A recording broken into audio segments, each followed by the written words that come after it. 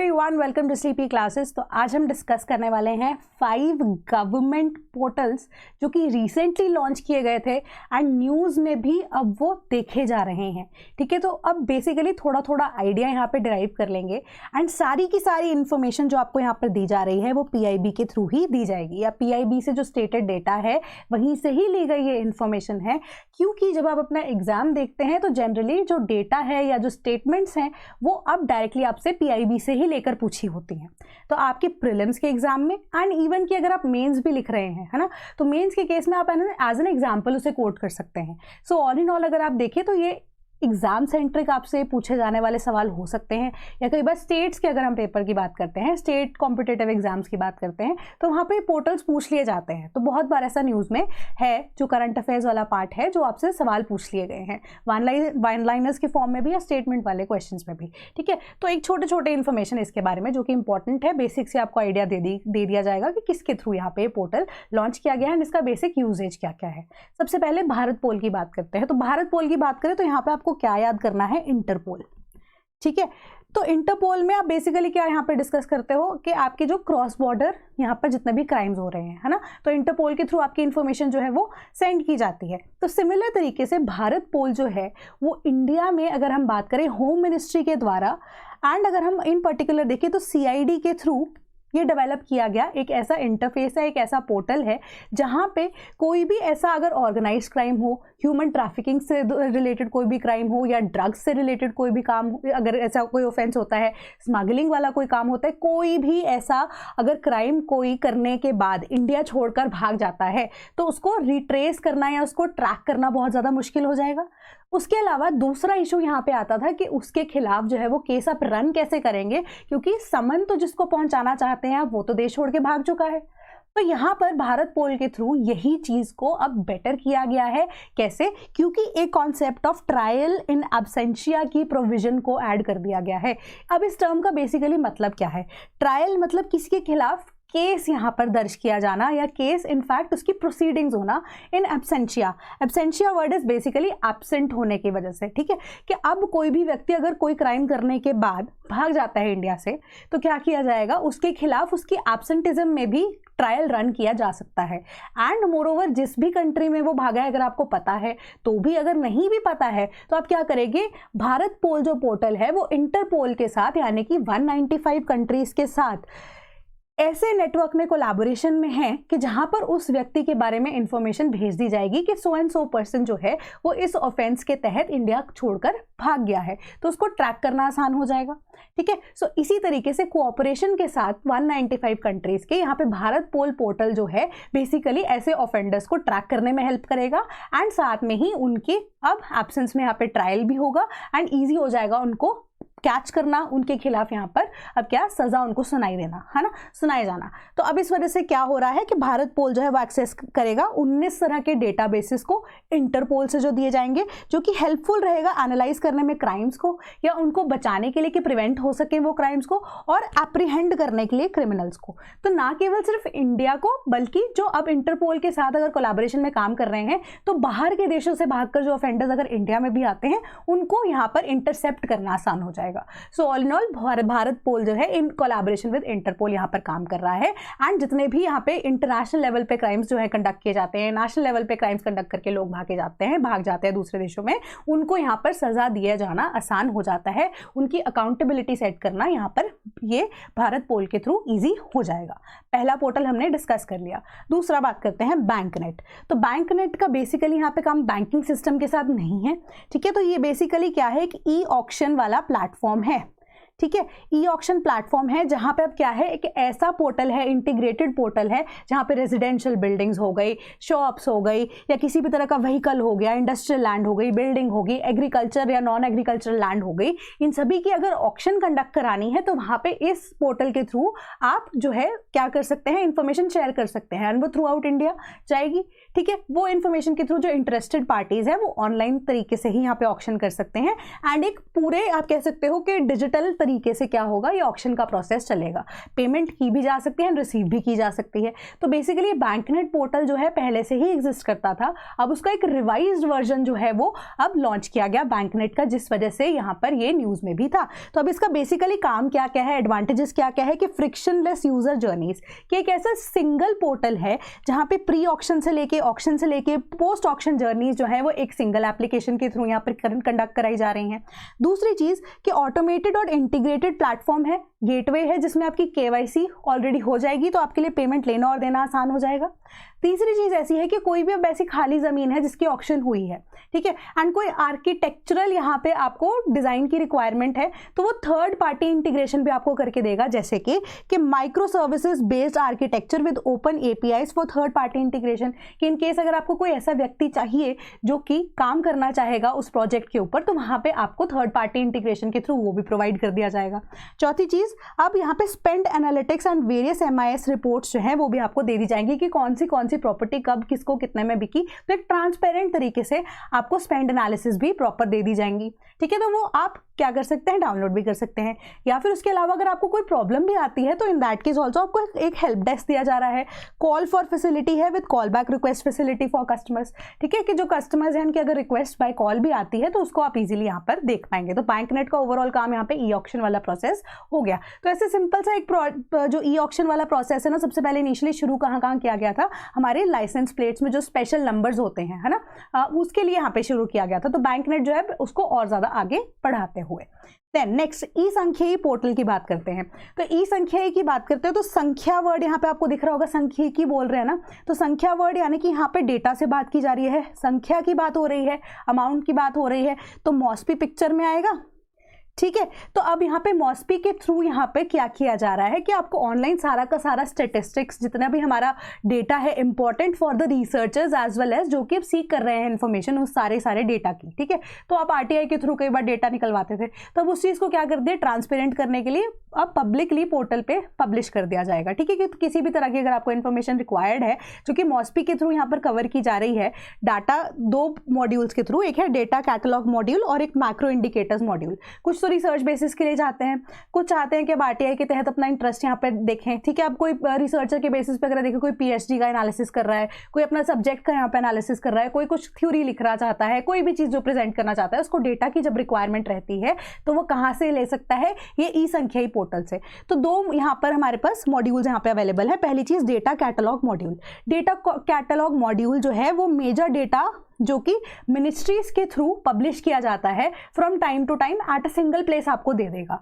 जो कि micro level पे यहाँ पे ऑपरेट करने वाला है। जैसे कि मॉड्यूल जो है वो सेवन डेटा प्रोडक्ट्स को बेसिकली यहाँ पे कवर करता है अभी तक, that is national account statistics हो गया, कंज्यूमर प्राइस इंडेक्स हो गया, इंडेक्स ऑफ इंडस्ट्रियल प्रोडक्शन हो गया, then annual survey of industries है, जो हमारा पीरियोडिक लेबर फोर्स सर्वे है, देन हाउस होल्ड का consumption expenditure and survey, multiple तरह के सर्वे जो कि अब माइक्रो लेवल पे यहाँ पे पब्लिश किए जाते हैं मिनिस्ट्रीज के थ्रू, वो भी आपको यहाँ पे मिल सकता है। अब मैक्रो लेवल को भी ये कवर करता है, ठीक है, कि पहला फेज जो है मॉड्यूल का 4 मेजर प्रोडक्ट्स मॉस्पी के जो कि इंक्लूड किए गए हैं अभी के लिए, that was national account statistics, CPI हो गया आपका, index of industrial production and annual survey of industries, जो कि अब लास्ट 10 ईयर्स का डेटा इन सबका कवर कर रहा है। तो काफ़ी बड़े लेवल पे ये इन्फॉर्मेशन आपको प्रोवाइड की जाएगी, ठीक है। तो इस तरीके से यहाँ पे ई संख्ययी पोर्टल काम करता है ताकि अब ट्रांसपेरेंट तरीके से काम किया जा सके।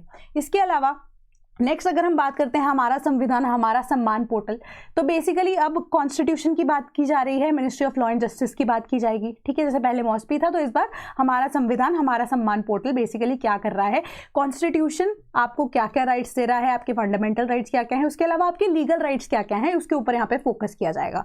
तो अब यहाँ पे हमारा संविधान हमारा सम्मान पोर्टल जो है वो सिटीजन्स को अवेयर करने के लिए है कि उनके फंडामेंटल राइट्स एंड ड्यूटीज क्या क्या है एंड लीगल प्रोटेक्शंस उनको क्या क्या प्रोवाइड की गई है बाय द कॉन्स्टिट्यूशन।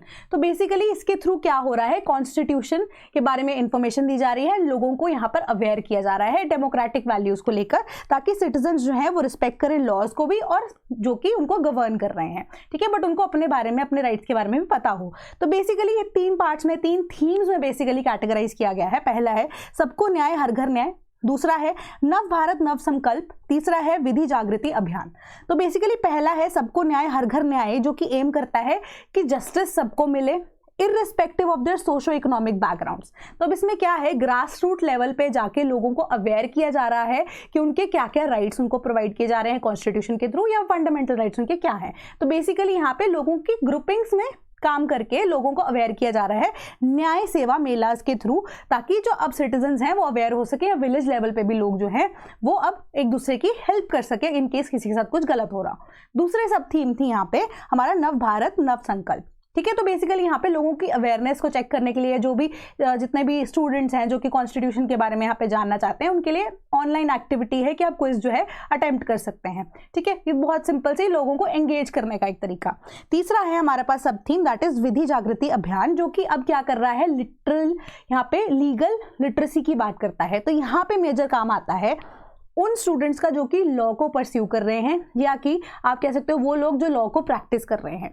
तो अब ऐसा होता है कि उनके करियर में, जैसे एज अ लॉ स्टूडेंट अगर आप अपना करियर परस्यू करते हैं, अगर आप कल को लॉयर भी बन जाते हैं, एडवोकेट भी बन जाते हैं, तो अब रिसर्च बेसिस पे पहले तो काम होता था, बट अब एक्चुअली में आप फील्ड वर्क कितना कर रहे हैं उसके ऊपर काम जो है ज़्यादा फोकस किया जाता है। तो in your internship period also, या अगर आप कहें कि आपका जो काम करने का जब फेज शुरू हो जाता है, आपका एक्सपीरियंस जब शुरू हो जाता है, in that case there are certain situations जब आपको प्रो बोनो काम यानी कि फ्री ऑफ कॉस्ट काम करना पड़ता है लोगों के लिए, जस्ट आपको, क्योंकि लोगों का भी भला हो और आपकी गुडविल भी बनी रहे। तो इन दैट केस ऑल्सो कि आप जो लोग अफोर्ड नहीं कर सकते उनके लिए फ्री में जब केस लड़ते हैं, या आप उनको फ्री में एडवाइस करते हैं कि क्या काम करना चाहिए क्या नहीं, तो कुछ कुछ ऐसी विलेजेस होती हैं, कुछ कुछ यूनिवर्सिटीज़ की, या आप कह सकते हो कुछ कुछ जो NGOs होते हैं, उन्होंने अब विलेजेस को अडॉप्ट किया होता है। ठीक है, कि हमारी तरफ से जो भी लीगल रिप्रेजेंटेटिव होगा उनका काम जो है, या उनका केस है, अगर कोई भी ऐसा लीगल केस आ जाता है, कोई इम्प्लीकेशन आ जाती है, तो वो केस फ्री में उनके लिए की लड़ा जाएगा। एंड साथ के साथ जो लोग हैं उस केस के अंदर फंसे हुए हैं, इन्वॉल्व हैं, उनको यहाँ पर क्या किया जाएगा, हेल्प आउट किया जाएगा। तो इस कैंपेन के थ्रू यही चीज़ किया जाता है। जो थर्ड सब थीम है कि एक्टिविटी है जिसका क्या नाम है, ग्राम विधि चेतना, जो कि अब स्टूडेंट्स को एंगेज करेगा legal awareness activities with in the adopted villages under their respective pro bono club, कि जिस क्लब के तहत अगर वो पार्ट बन रहे हैं, तो जहाँ पे जो अडॉप्टेड विलेजेस हैं वहाँ पे प्रो बोनो काम कीजिए, लीगल अवेयरनेस भी चलाइए, जहाँ पे जो केस के लिए किस किस को क्या क्या रिक्वायरमेंट है वहाँ पे आप उनको हेल्प करेंगे। एंड साथ के साथ उनका केस जो है, इन केस अगर पॉसिबल होता है तो आप किसी प्रैक्टिसिंग एडवोकेट को यहाँ पर इन्वॉल्व करके उनको हेल्प आउट करेंगे। तो ऐसा यहाँ पर हमारा संविधान हमारा सम्मान पोर्टल के थ्रू होता है। देन अन्न चक्र की बात करते हैं। अन्न चक्र हो रहा है यहाँ पे, अन्न मीन्स फूड, चक्र मीन्स कि उसकी सप्लाई की बात की जा रही है, पब्लिक डिस्ट्रीब्यूशन सिस्टम के साथ यहाँ पे डील कर रहा है। तो ये अन्न चक्र जो है in collaboration with this scan हमारे चलता है। ठीक है, स्कैन पोर्टल, इसको भी डिस्कस करेंगे।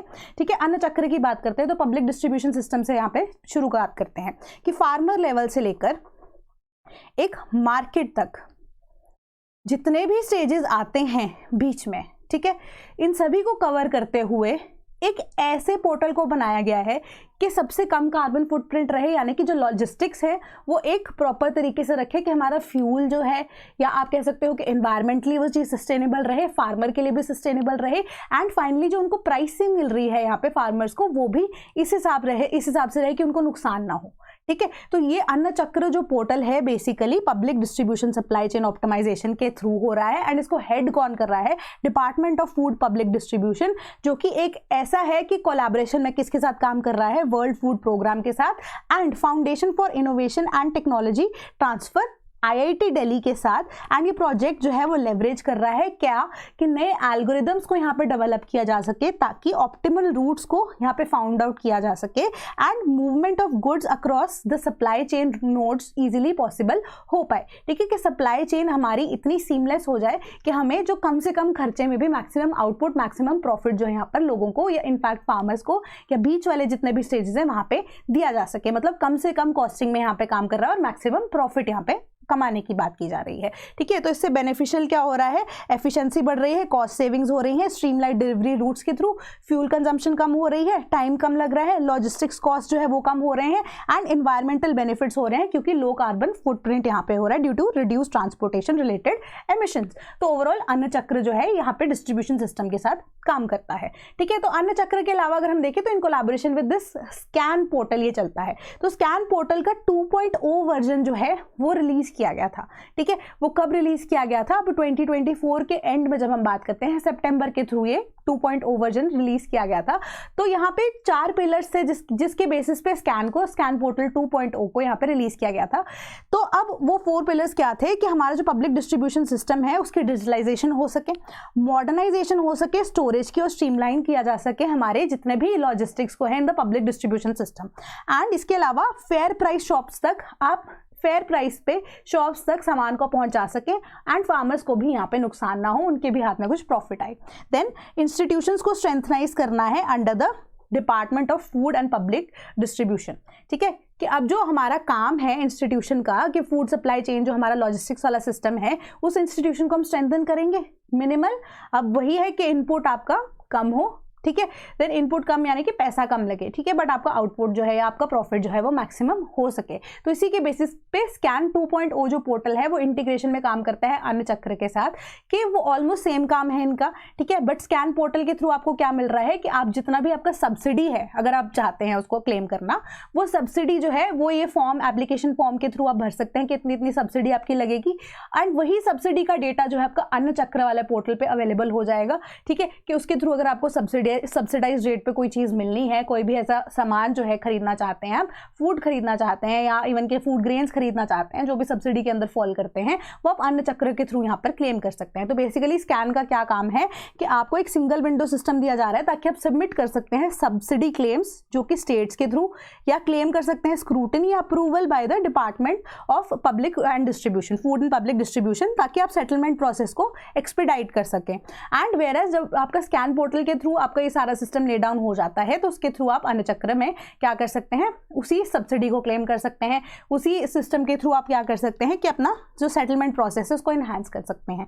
ठीक है, तो ये 2.0 पोर्टल के थ्रू पॉसिबल हुआ है जो कि इंश्योर करेगा and to end workflow of automation of all the process, जो कि रिलीज करेगा या सेटल करेगा फूड सब्सिडी को using the rule based processing के जो रूल्स को सेट डाउन किया गया है उसी रूल बेसिस पे प्रोसेस करके जितना भी ज़्यादा आपका पब्लिक डिस्ट्रीब्यूशन सिस्टम के तहत आपको जितना भी अन्न मिलना चाहिए वो आपको मिलेगा। डिजिटल तरीका है कि department of food and public distribution जो है वो 4 मेजर पिलर्स के थ्रू काम कर रहा था for the first days of this government. ये सितंबर 2024 की बेसिक हेडलाइन थी जिसके थ्रू ये 4 पिलर्स को एस्टैब्लिश किया गया, जिसके थ्रू अब क्या हमारे पास स्कैन 2.0 पोर्टल आया एंड इसी स्कैन 2.0 पोर्टल के थ्रू अब आपके पास अन्य चक्र वाला पोर्टल जो है वो एग्जिस्ट करता है। तो अब नेक्स्ट की बात करते हैं। 5 हमारे पोर्टल्स खत्म हो गए हैं, 2 एडिशनल पोर्टल्स मैं आपको यहाँ पर बताऊंगी। पहला है दैट इज विजन। विजन के फुल फॉर्म क्या है? विकसित Bharat initiative for student innovation and outreach in network. तो यहाँ पे एक चीज़ का ध्यान रखना, अब स्टूडेंट की बात हो रही है तो यहाँ पे हमारा एजुकेशन डिपार्टमेंट का कुछ लेना देना नहीं है इससे, बल्कि हमारा यहाँ पे जो डिपार्टमेंट या मिनिस्ट्री जो इन्वॉल्व होगी, ministry of science and technology use होगी। ठीक है, क्योंकि इनोवेशन की बात की जा रही है। तो यहाँ पर क्या है बेसिकली कि कोई भी चीज़ या कोई भी टेक्नोलॉजिकल एडवांसमेंट अगर हो रही है इंडिया में, ठीक है, उसका नॉलेज, उसका आउटपुट, या आप कह सकते हो कि उसके ऊपर अगर कोई इनोवेशन लेकर आना चाहता है वो तभी पॉसिबल हो सकता है अगर किसी थर्ड पर्सन को, जो कि अब देश के दूसरे कोने में बैठा है, उसके बारे में इंफॉर्मेशन हो। फॉर एग्जाम्पल कि अब अगर पंजाब में बैठे हुए कोई टेक्नोलॉजिकल एडवांसमेंट अगर हुई है, उसके ऊपर कोई इनोवेशन करना चाहता है, तो वो कर्नाटका या तमिलनाडु में बैठ के व्यक्ति तभी कर पाएगा ना कि जब उस तक वो इन्फॉर्मेशन पहुंचेगी। तो ये किसके थ्रू पॉसिबल हो पाएगा? वो विजन पोर्टल के थ्रू ही पॉसिबल हो पाएगा, जो कि डेमोक्रेटाइज करेगा स्टार्टअप स्किल्स को और इनोवेशन को अमंग द अनप्रिविलेज्ड चिल्ड्रन। तो लोगों को इसके बारे में, जो कि अब पहले जिनको मौका नहीं मिल रहा है या जो अनप्रिविलेज्ड है, उसको उसके बारे में इंफॉर्मेशन होगी तभी वो उसके ऊपर काम कर पाएगा, स्किल डेवलपमेंट कर पाएगा। ठीक है, तो इसी तरीके से मिशन जो हमारा विजन पोर्टल है वो इसी के ऊपर काम करता है कि जो एजुकेशन को प्रमोट करेगा। कुछ लोग ऐसे हैं कि जो इस डेटा को पढ़कर नई नई चीज़ें सीखेंगे, ठीक है, या कुछ लोग ऑलरेडी प्रिविलेज्ड हैं जो उसके ऊपर अब फर्दर इनोवेशन कर सकते हैं या अपनी स्किल को डेवलप करेंगे। ठीक है, तो बेसिकली यहाँ पे क्या किया जा रहा है, स्टार्टअप इकोसिस्टम को इस्टेब्लिश करने के लिए इस चीज़ को फोकस किया गया, विजन पोर्टल को लॉन्च किया गया है। फीचर क्या है कि मेंटरशिप प्रोवाइड की जाएगी, ट्रेनिंग प्रोवाइड की जाएगी स्टूडेंट्स को रिमोट एरियाज में, ठीक है, एंड स्टार्टअप अपॉर्चुनिटीज प्रोवाइड की जाएंगी फॉर अक्रॉस द सेक्टर्स, जो कि IT सेक्टर है, एग्रीकल्चर सेक्टर है एंड मेजरली जब हम बात करें बायोटेक्नोलॉजी सेक्टर है, ठीक है, क्योंकि जब ये PIB में पब्लिश किया गया था तो यहाँ पे बायोटेक्नोलॉजी के ऊपर एक स्पेशल फोकस रखा गया था, ठीक है। एंड ये अलाइन करती है इंडिया का जो विजन है फॉर विजन इंडिया 2047, जो कि इकोनॉमिक ग्रोथ एंड सस्टेनेबिलिटी की यहाँ पे बात करता है। तो जब भी कोई PIB में ऐसी चीज पब्लिश होती है उसके साथ कुछ एक्सटर्नल या आप कह सकते हो कुछ एडिशनल इन्फॉर्मेशन जो कोई भी मिनिस्टर देता है जब अपनी स्टेटमेंट, वो चीजें इन्वॉल्व होती हैं। तो कई बार वो जो ऐसे ऐसे शब्द बोल देते हैं ना, ऐसे ऐसे कोई भी स्कीम का नाम ले देते हैं, या आप कह सकते हो किसी भी तरह की टेक्नोलॉजिकल एडवांसमेंट की बात करते हैं, तो जनरली हमने देखा है कि पेपर जो है उन चीज़ों से भी आपसे पूछा जा सकता है, ठीक है। पेपर में ऐसे ऐसे सवाल भी आए हैं। स्कीम्स जो है फॉर एग्जाम्पल के ऑनरेबल प्राइम मिनिस्टर ने कोई स्कीम अब यहाँ पे बोल दी अपने किसी भी स्पीच के दौरान, तो वही हो सकता है कि आपसे पेपर में पूछ लिया जाए, क्योंकि वो न्यूज़ में दोबारा आ जाती है ना, पोर्ट्रे की जाती है, हाईलाइट हो जाती है। ऐसा तो है नहीं कि पेपर कहीं और मार्च से हमारे पास बन के आएगा। तो इसी तरीके से जब ये विजन पोर्टल की बात की जा रही थी तो the respective minister mentioned 4 different things, ठीक है, जो इंपॉर्टेंट इन्फॉर्मेशन जिससे आपसे पूछा जा सकता है, जिसको अब आप घर जाके यहाँ पे पढ़ेंगे। आपको लेक्चर दिया गया है, होमवर्क आपका यही है। तो मिनिस्टर ने मेंशन किया पर्टिकुलरली यहाँ पे बायो E3 पॉलिसी के बारे में, जिसको आप पढ़ेंगे। Then lavender cultivation in Kashmir was a big hit, ठीक है, अकॉर्डिंग टू द मिनिस्टर की जो स्टेटमेंट थी, ऑनरेबल मिनिस्टर की जो स्टेटमेंट थी। तो लैवेंडर कल्टीवेशन इन कश्मीर के बारे में आप पढ़ें थोड़ा सा। न्यू एजुकेशन पॉलिसी 2020 जो कि मेजरली फोकस कर रहा है यहाँ पे किसके ऊपर, स्किल डेवलपमेंट के ऊपर। एंड यहाँ पे बायोटेक्नोलॉजी का स्पेशल मैंने बोला ना मेंशन किया गया था, तो बायो E3 पॉलिसी भी हो गई। लैवेंडर कल्टीवेशन जो है वो भी बायोटेक्नोलॉजी की वजह से पॉसिबल हुई। देन DNA वैक्सीन जो है वो भी बायोटेक्नोलॉजी की वजह से पॉसिबल हुआ ओवरऑल। तो DNA वैक्सीन के ऊपर भी यहाँ पे उन्होंने कुछ यहाँ पे इनिशिएटिव लेते हुए बोला था, ठीक है। तो ये 3-4 ऐसे टॉपिक्स हैं जिनको आप एक बार जाके प्लीज पढ़ लेना, अगर आपको नहीं पता है तो वेल एंड गुड, नहीं पता है तो पढ़ लीजिएगा, ठीक है। तो अब लास्ट हम यहाँ पे बात करते हैं भूनीर पोर्टल के बारे में। भू मीन्स जमीन, नीर मीन्स पानी, राइट। तो धरती में पानी, यानी कि यहाँ पे वाटर टेबल से रिलेटेड बात की जा रही है, ठीक है। तो वाटर टेबल जो है हमारा रिलेटिवली हम देख रहे हैं वो कम होता जा रहा है, क्योंकि एक्सट्रैक्शन ज़्यादा है, उसकी रिप्लेनिशमेंट नहीं हो पा रही है। तो गवर्नमेंट की तरफ से अब क्या है यहाँ पर कि इनिशिएटिव लिया गया इस पोर्टल के थ्रू कि किस किस एरिया में जब कोई भी इंडस्ट्री को सेट डाउन किया गया है या ले डाउन भी किया जाता है, तो वहाँ पे जो करंटली ग्राउंड वाटर का जो स्टेटस है वो क्या है, कितना आप एक्सट्रैक्ट कर सकते हो ग्राउंड वाटर को, क्या क्या उसकी रेगुलेशंस हैं, क्या क्या उसकी लिमिटेशंस हैं, कितने लेवल तक आप पानी को एक्सट्रैक्ट कर सकते हैं, उसकी आपको NOC दे दी जाएगी। वो सारा का सारा पॉसिबल होगा एक सिंगल प्लेटफॉर्म के थ्रू, दैट इज भूनीर, ठीक है। अब उसका क्या मतलब है कि पैन बेस्ड जो आपका परमानेंट अकाउंट नंबर होता है, सिंगल ID आपको सिस्टम के थ्रू प्रोवाइड की जाएगी, एक तरह की NOC। एक वो NOC QR कोड के थ्रू स्कैनेबल होगी for ground water withdrawal permits. कितने लेवल तक आप ग्राउंड वाटर को एक्सट्रैक्ट कर सकते हैं वो परमिट के ऊपर आपके लिखा हुआ होगा। ये एक ऐसी एडवांस्ड पोर्टल है जो कि अब हमारे सेंट्रल गवर्नमेंट वाटर अथॉरिटी ने अंडर द मिनिस्ट्री ऑफ जल शक्ति in collaboration with national informatics centre बनाई है for improved ground water regulations across the country. बिल्कुल सिंपल सी बात है। अब ये सर्व करेगा एक वन स्टॉप प्लेटफॉर्म ताकि मैनेज किया जा सके, रेगुलेट किया जा सके ग्राउंड वाटर रिसोर्सेज को, जो कि अब ट्रांसपेरेंसी, एफिशिएंसी और सस्टेनेबिलिटी को इंश्योर करेगा एंड ग्राउंड वाटर यूजेज जो है वो सस्टेनेबल तरीके से हो सके उसको इंश्योर करेगा। अब भूनीर जो है वो डिजाइन इसी तरीके से किया गया है कि लीगल फ्रेमवर्क को आप ध्यान में रखते हुए आपको ग्राउंड वाटर एक्सट्रैक्शन करनी है एंड रेगुलेशंस जो है वो स्टेट और नेशनल लेवल्स पे अलग अलग सेट डाउन की जाएंगी एंड सेंट्रलाइज डेटाबेस है जो कि अलाउ करेगा यूजर्स को critical information ground water compliance policies या सस्टेनेबल प्रैक्टिसेस के थ्रू कि कल को आपको ये जो इंफॉर्मेशन प्रोवाइड की गई है अगर आप इससे ओवरस्टेप करते हैं तो आपको क्या होगा, आप लीगल केस में फंस सकते हैं, ठीक है। तो यहाँ पे आपको बताया गया है कि क्या आपकी परमिट लेवल है, इसके थ्रू आप इससे ज्यादा ग्राउंड वाटर एक्सट्रैक्ट नहीं कर सकते, ठीक है। एंड डेवलप किया गया है यूजर फ्रेंडली फीचर्स के साथ, जो कि स्ट्रीमलाइन प्रोसेस के थ्रू आपको सारी इंफॉर्मेशन यहाँ पे प्रोवाइड कर देगा ग्राउंड वाटर विड्रॉल परमिट्स के थ्रू। सिंपल तरीके से यहाँ पे NOC आपको दी गई है। तो भूनीर मार्क कर रहा है क्या, significant improvement over its previous version no cap,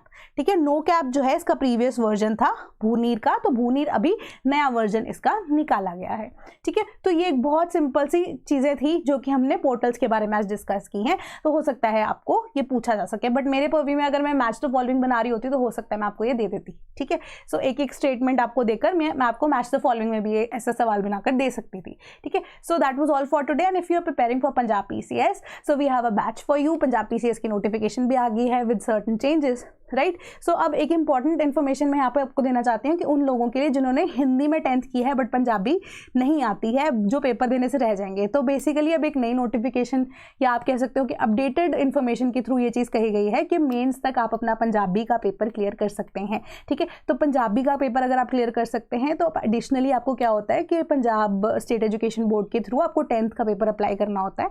तो अगर आप वो अप्लाई करके पंजाबी का पेपर यहाँ पे क्लियर कर लेते हैं तो आप भी एलिजिबल रहेंगे कि आप पंजाब का पेपर दे सकते हैं, है ना। तो अगर आपने नहीं किया है अप्लाई तो अभी आप कर सकते हैं। तो मोस्ट प्रोबेबली साल में 2 बार ये पेपर होता है, तो आप जाकर पेपर अभी मार्च वाले में अटेम्प्ट में ही दे दीजिए तो बेटर रहेगा। तो आपका पंजाबी भी क्लियर हो जाएगा, फिर आपका प्री से पहले अगर आप देखें तो पंजाबी का आपका सर्टिफिकेट जो है या आप कह सकते हो एक प्रोविजनल जो सर्टिफिकेट है आपके पास वो आ जाएगा, ठीक है। सो प्रीलिम्स का मेंस का हमारे पास फाउंडेशन बैच आपके पास अवेलेबल है। प्री में तो हेल्प करेगा ही, मेंस में भी आपकी हेल्प करेगा। तो यहाँ पे आपको टॉपिक वाइज लेक्चर्स प्रोवाइड किए जाएंगे फॉर जनरल हमारा जो स्टडीज़ है, ओवरलैपिंग सिलेबस विद यूपीएससी जो होता है, उसके अलावा पंजाब स्पेसिफिक जो आपकी जितना भी आपके सिलेबस में कवरेज आपको दी गई है, ठीक है। तो पंजाब स्पेसिफिक जनरल स्टडीज़ के भी आपके पास यहाँ पर अवेलेबल होंगे lectures along with PDFs and along with notes. तो एक सेपरेट टेलीग्राम ग्रुप में भी आपको ऐड कर दिया जाएगा। सब्जेक्ट वाइज आपको करंट अफेयर्स भी दिए जा रहे हैं, national and international importance as well as Punjab के करंट अफेयर्स जनवरी 2023 ऑनवर्ड्स। इसके अलावा आपको 21 टेस्ट भी दिए जाएंगे एंड वो टेस्ट में आपके 10 टेस्ट होंगे आपके सीसैट के, जो कि अब क्वालिफाइंग इन नेचर हो चुका है विद 40% मार्क्स एंड अगर आप देखें इन 21 में से जो बाकी 11 टेस्ट बचे इसमें से 10 टेस्ट आपके कॉमन जनरल स्टडीज़ के होंगे, पंजाब के भी एज वेल एज जो हमारा जनरल स्टडीज़ का सिलेबस कॉमन रहता है विद यूपीएससी। बट जो आपका 11th टेस्ट होगा वो आपका पंजाब इको सर्वे से ही यहाँ पे रिलेटेड होगा, all at a price of ₹11,000, ठीक है। इसके ऊपर कोई भी एक्टिव कूपन कोड अगर आप लगाएंगे, फॉर एग्जांपल स्टेट्स का अगर आप लगाते हैं कूपन कोड, तो आपको फर्दर डिस्काउंट यहाँ पर मिल जाएगा। So see you on the other side. That is all for my side. Thank you so much.